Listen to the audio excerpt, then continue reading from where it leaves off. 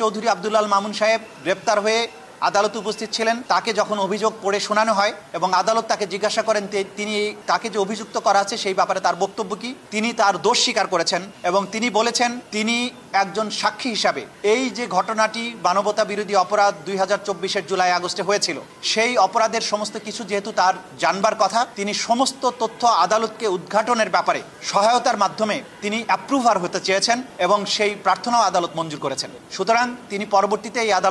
আদালতের সুবিধাজনক সময়ে তার বক্তব্য উপস্থাপনের মাধ্যমে আদালতকে প্রকৃত ঘটনা এবং অপরাধ কাদের মাধ্যমে কিভাবে সংগঠিত হয়েছিল সেই তথ্য উদ্ঘাটনে সাহায্য করবে এবং পরবর্তীতে যে সময়ে রাজসাক্ষী, এটাকে বাংলায় বললে রাজসাক্ষী কিন্তু আমাদের আইনে যেটা বলা আছে অ্যাপ্রুভার,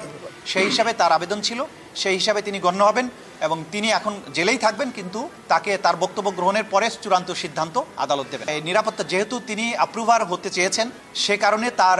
নিরাপত্তার সংকট হতে পারে এই আশঙ্কায় তার পক্ষ থেকে তার আইনজীবী আবেদন জানিয়েছেন তাকে যাতে যথাযথ নিরাপত্তা দেওয়া হয়, সেই নিরাপত্তার ব্যাপারেও আদালত যথাযথ আদেশ দেবেন বলে জানিয়েছে। চার্জ গঠন হয়েছে, চার্জ গঠনের পরে